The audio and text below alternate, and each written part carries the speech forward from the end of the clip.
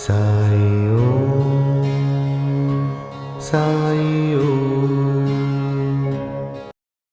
जय साईं राम जी।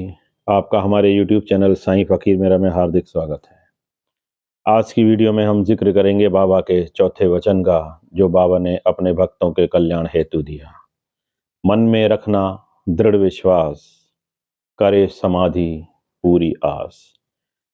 जिसमें बाबा ने अपने भक्तों को ये संदेश दिया कि जिन भक्तों की मुझ में दृढ़ भावना, दृढ़ श्रद्धा होगी, उन भक्तों की कामना मैं नरदेह में तो पूरी करूंगा, लेकिन मेरी महासमाधि और शरीर त्यागने के बाद भी भक्तों की कामनाएं उसी प्रकार से पूरी होंगी जिस प्रकार में नरदेह में हो रही थी।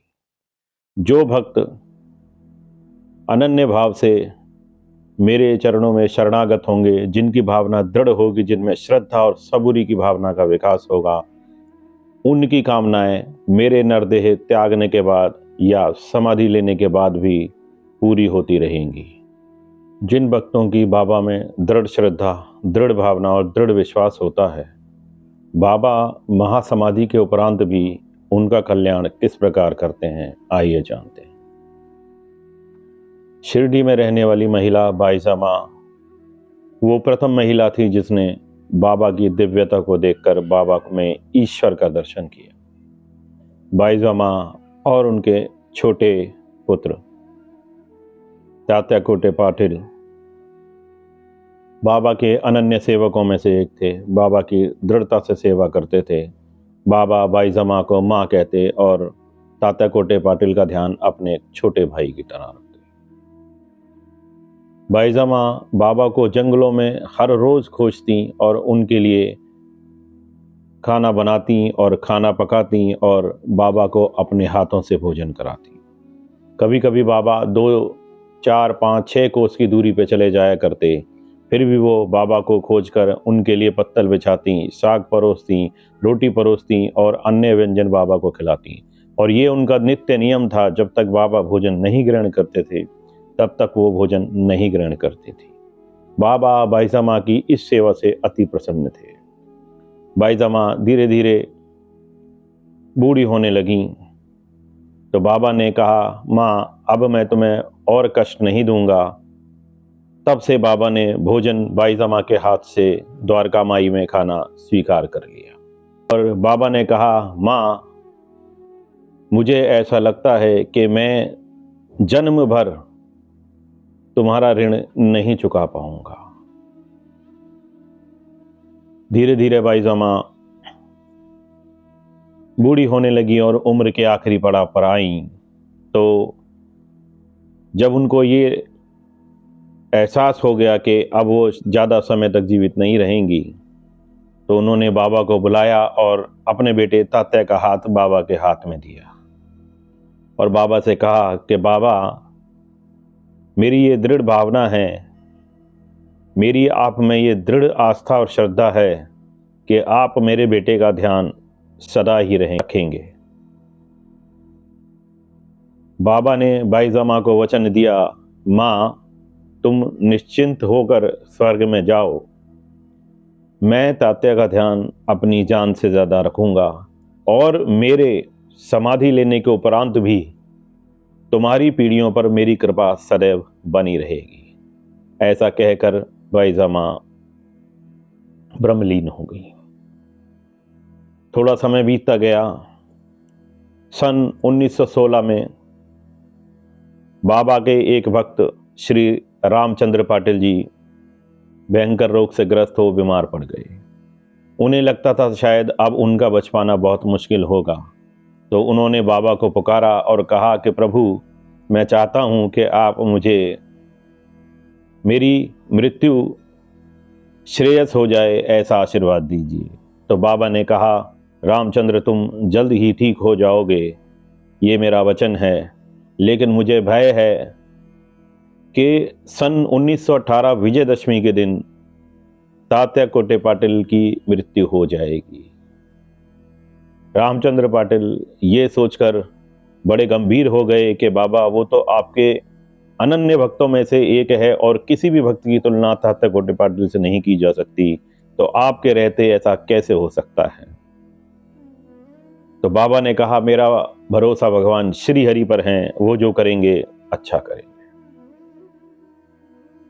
धीरे धीरे 28 सितंबर 1918 का दिन आया, जब बाबा के वचन सत्य निकलने शुरू हुए। तात्या कोटे पाटिल की तबीयत अचानक खराब होनी शुरू हो गई और कैंसर कर्क रोग से पीड़ित हो गए, जो 3rd स्टेज पे था, जिसमें व्यक्ति का बच पाना लगभग असंभव सा होता है। और इधर बाबा की स्थिति भी अचानक बिगड़ गई। बाबा को ज्वर आया और बाबा 28 सितंबर 1918 के बाद से धीरे धीरे कमज़ोर होने शुरू हो गए। फिर 8 अक्टूबर सन 1918 का दिन आया। उस समय बाबा की स्थिति ऐसी हो गई थी कि बाबा ने भिक्षा मांगना त्याग दिया। बाबा द्वारका माई में ही सदा रहने लगे। इधर तात्या कोटे पाटिल की भी स्थिति ऐसी थी कि वो उन्होंने खाट पकड़ ली और वो हिल भी नहीं सकते थे, ऐसी स्थिति की, और हमेशा बाबा का नाम स्मरण करते और बाबा को पुकारते रहते और बाबा के नाम का जाप करते रहते। फिर एक दिन वो दिन आया जिस दिन बाबा ने तात्या की मृत्यु की घोषणा की थी। सन 1918 15 अक्टूबर का दिन आ गया। रामचंद्र पाटिल के चेहरे से पसीने की धारा बह रही थी कि अब तात्या का बचना लगभग असंभव सा है। और इधर बाबा की स्थिति भी बिगड़ती चली गई। सभी लोग बाबा की ऐसी स्थिति को देख करके गंभीर हो गए और बहुत सारे भक्तों ने रोना पीटना शुरू कर दिया। लगता था कि बाबा के प्राण शायद अभी निकल जाएं। फिर दोपहर को 2:30 बजे वो घटना घटी जिसका किसी ने भी कभी अनुमान नहीं लगाया था। तात्या कोटे पाटिल अचानक बिल्कुल ठीक हो गए और उनका रोग पूर्णतया बाबा ने अपने ऊपर ले लिया। बाबा को खून की उल्टी होने लगी और इधर भक्तों ने रोना पीटना शुरू कर दिया और सभी भक्तों ने बाबा से कहा कि बाबा, आप ऐसा क्यों कर रहे हैं किसी भक्त के लिए? तो बाबा ने कहा कि तात्या और मेरा संबंध कई कई जन्मों का है। मैंने बाईजा माँ को ये वचन दिया था कि जब तक मेरे शरीर में जान रहेगी उसका बाल भी बांका नहीं होगा। अब लोग समझ चुके थे कि बाबा तात्या कोटे पाटिल के रोग को अपने ऊपर लेकर अपने प्राणों का बलिदान दे रहे हैं। और फिर वो समय आ गया 2:30 बजे। अचानक तात्या कोटे पाटिल की मृत्यु टल गई। उसके स्थान पर बाबा प्रस्थान कर गए और सभी भक्तों ने रोटे पीटते हुए बाबा से अंतिम वचनों में पूछा, बाबा, आपके बगैर हम कैसे जी पाएंगे और आपके बगैर हम अपने दिन की शुरुआत कैसे करेंगे? क्योंकि आपके दर्शनों और आपके मुख का दर्शन करके ही हमारे दिन की शुरुआत होती है। आप नहीं होंगे तो हमारे दुखों को कौन दूर करेगा? भक्तों की कामनाओं को कौन पूरा करेगा? तो बाबा ने शरीर त्यागते हुए अंतिम वचनों में अपने भक्तों को ये संदेश दिया कि मैं इस नरदेह में रहूं या ना रहूं, फिर भी मेरी अस्थियां तुम्हारे कल्याण के लिए सदैव चिंतित रहेंगी। जिस प्रकार भक्त मुझे नाम सिमरण श्रद्धा और भक्ति से पुकारेंगे, उनका कल्याण पूर्व की भांति ही होगा और मेरी अस्थियां चलेंगी फिरेंगी और वार्तालाप करेगी और भक्तों के कामनाओं को पूरी करेगी। तात्या कोटे पाटिल जल्दी से बाबा के पास भागकर आए। देखा कि बाबा शरीर को त्याग चुके हैं। तात्या कोटे पाटिल ने बाबा से बार प्रार्थना की कि बाबा, आप लौट आओ, लौट आओ, लौट आओ। मेरे जैसे व्यक्ति के लिए आपने प्राणों का बलिदान मत दो बाबा। मेरे जैसे करोड़ों हैं लेकिन आप करोड़ों में से एक हो बाबा, इसलिए